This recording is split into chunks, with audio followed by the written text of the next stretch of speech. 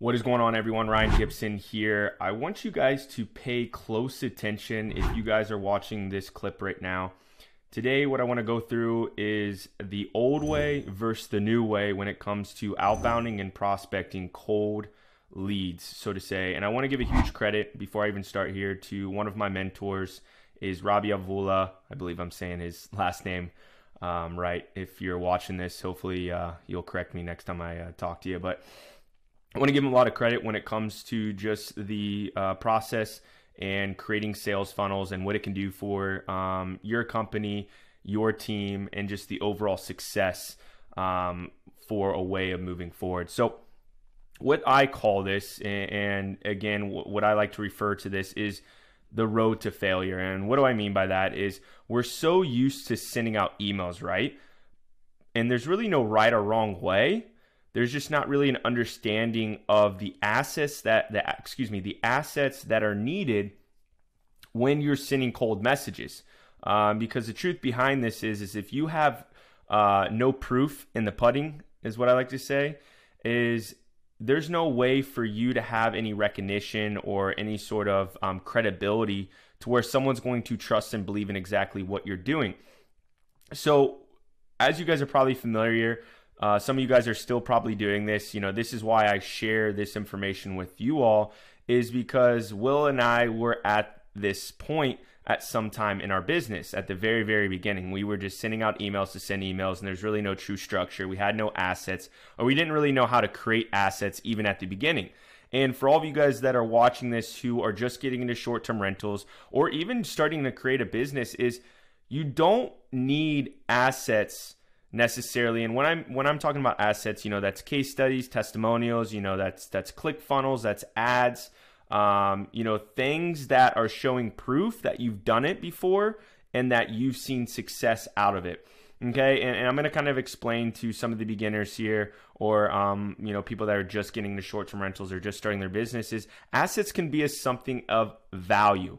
Okay, when I'm talking about short-term rentals, it can be something in the sense of analyzing their properties and getting them to understand what exactly you can do to help them out on a long-term level, whether it's, you know, something about, you know, their cleaning, their pictures, the way that they're pricing their nightly rates, the way that they're structuring staging items inside, you name it. There is ways to get started in this industry without having testimonials, case studies, placing ads and spending a shit ton of money. So what I'm telling you here is, if you're looking to get into short-term rentals, now's the time. There is so much opportunity right now that it is endless, okay? So to get into this visual here is you're looking at the old way, okay? So again, some of you guys are probably familiar with this and you're probably doing this now. So I want you kind of to, you know, listen. And then after you listen a few times, then start to take notes, then start to take action, right? Okay, I'm a big visual learner, so I love looking at graphs and things like this. So if you have any questions, obviously, you know, you can comment below. You can reach out to us. Make sure you guys like and subscribe to my YouTube channel because I am always providing value. All right, let's get to it though. So when you look at this, we're usually there's three ways about this, right? When you send out an email, okay, to a cold prospect, they either open it and they're not interested, or, you know, they open it and there's some sort of positivity out of it, right?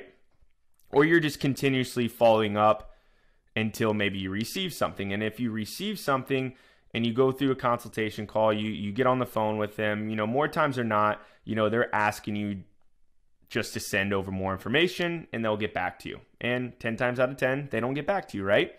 Okay. But what you don't see here is we're continuously just sending cold emails. All right. There's no true value in these emails that we're sending, right? So we're just trying to sell them on each of the emails that we send over. And after the second or third email of no response, we just quit. All right. And then we move on to the next lead and we move on to the next lead. And it's just a reoccurring circle here. All right. So when we look at the new way, all right, you can tell how much more in depth this is, how much more clean it is, how much more, I should say, you know, professional. And when it comes to understanding what a sales process or a sales funnel should look like, right? Okay, so we're going from, probably sending 50 emails a day or a week to, now understanding, what it takes to transfer these individuals into positive leads, right? Because I'll tell you right now, when you're sending out these low amount of emails, you're probably seeing about a 1% in return that are responding.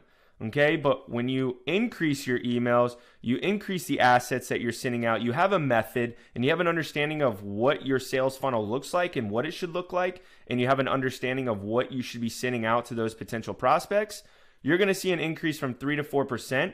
That's going to turn into a positive response. Okay, so before I even get started here is when you look at the old way, right, there's really no true method. You're just sending out emails to send out emails when you feel like it, when you have time, when you're sitting on your couch, drinking a beer, watching a show, whatever the case may be.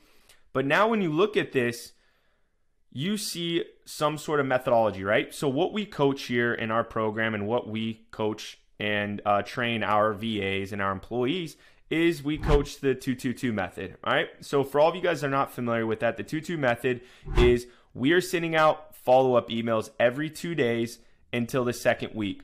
And after the second week, if we have no response, we're sending out emails every 2 weeks until the 2 months. And then after that, we're sending an email every 2 months.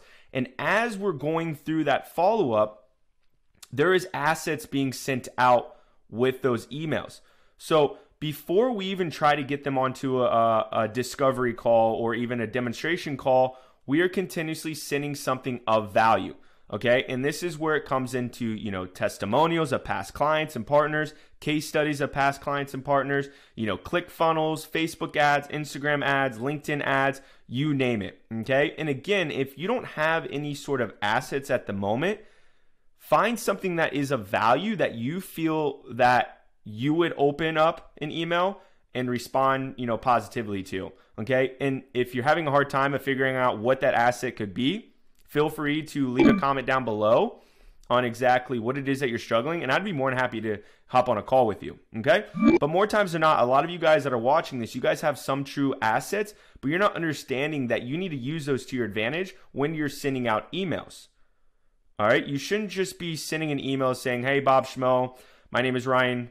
This is what I do. This is what I would love to do for you. Here's my calendar link if this seems as interest to you. Talk to you soon, right? They need to see exactly what you're doing. There needs to be proof in the pudding. All right? Seems a bit cheesy, but you know what? That's my spiel right now that I have going on. So you can laugh at me for all you want, but it works. So as you start to see here, again, there's really 3 ways, just like the last way here, but you can see there's a more systematic approach, right? So one thing you can see here is having an actual CRM. All right? Being organized with your leads and having to understand where they are in each of your pipeline, right? Are they responding negatively? Are they responding positively? Or are they simply not responding at all, right? Okay, if they're not responding at all, you're continuously feeding in to the follow-up and into the assets, right? As you can see here in the blue arrows here, it's just a continuation back and forth here, right? Okay, if they respond negatively, great. We don't want them anyhow, all right? Put them in the garbage. Put them as a bad fit in that CRM. Okay, and if you guys don't have a CRM yet, we use Close. It's fantastic. I think we pay like $3,000 a year, which is pretty inexpensive for I think like 6 people. Then utilize like an Excel spreadsheet if you're just beginning. And I color code them, like yellow, orange, red. If they're red, they're bad. If they're yellow, they're close to being bad. If they're orange, green, it's a hot lead. I don't know. I just made that up, but you get the idea, right? Okay, so as you move down this funnel here, you're going to see as they respond positive, we're creating this 7-hour rule, right? Again, got to give a lot of credit to my mentor, Ravi Avula, who actually went through his program, Scaling with Systems. I've learned just a lot within, just a few slides. But what you can see here is as we go down the funnel, we are always sending something of value, whether we're sending out a confirmation of the call that we have scheduled with them, whether we're, pre-qualifying them, sending out an email of, the day of the appointment. But what you want to understand here and where you're going down this is not trying to sell them on the first, second, third email, right? Okay, you want to start to build a relationship. You want to start to get them to understand who you are and why they should potentially work with you. And it's not going to come from the way that you structure your emails. It's going to come from the assets and building that relationship from the get-go. Okay, so when you look at it, your first call should not be a sales call. All right, you should be building a relationship with that client to figure out what exactly they do, what's working, what's not working, and how you can help them out, right? That's going to determine whether or not they're going to be a good fit or not for you, right? Because we're not going to accept all clients, but we're going to give them a chance. All right.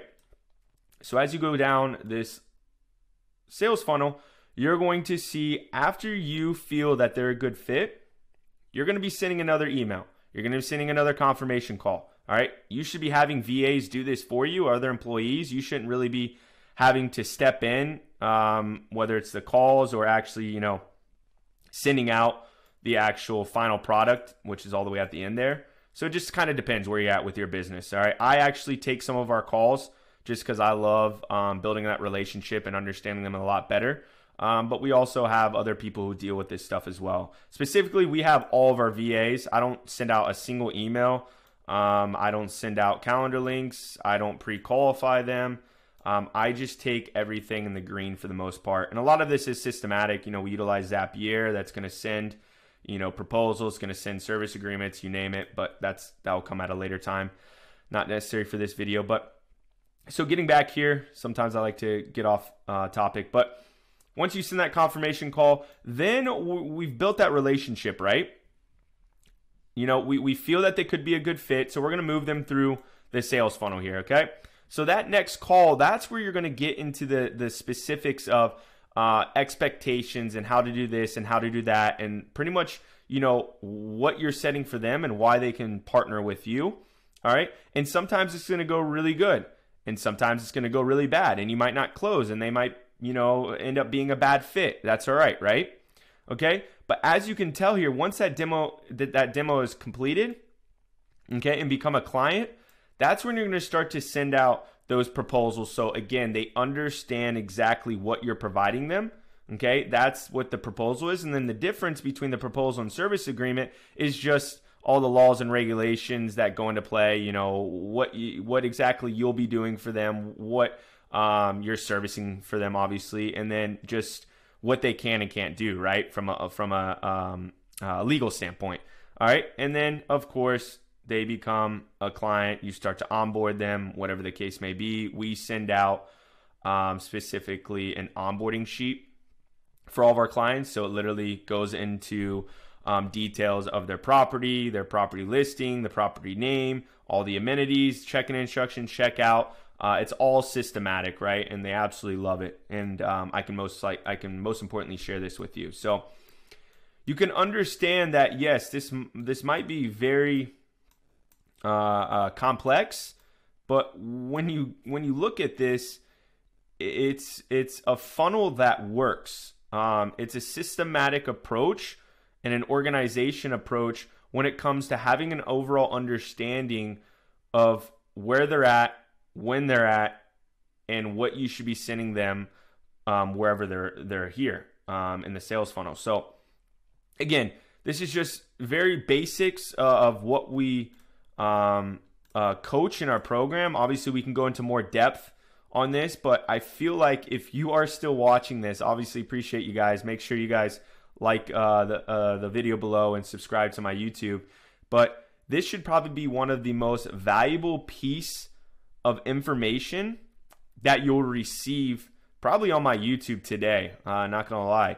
And this is something that you should watch over and over again and implement into your business, right? If you guys are here, all right, figure out what is going on. Most of the time, again, there's no assets and you really have no structure or organization, or you're probably doing everything your own, right? A lot of this stuff you can delegate, especially sending out emails, guys. When you can hire someone for $2.50, it's a no-brainer, all right? And then this is what it should look like, right? Might be look a little different for you, but you can see just how simple it is as they move down the pipeline. They're always seeing value. You're not trying to sell them until like the 7 hours. All right. So hopefully this was helpful. If you guys have any questions, obviously feel free to reach out.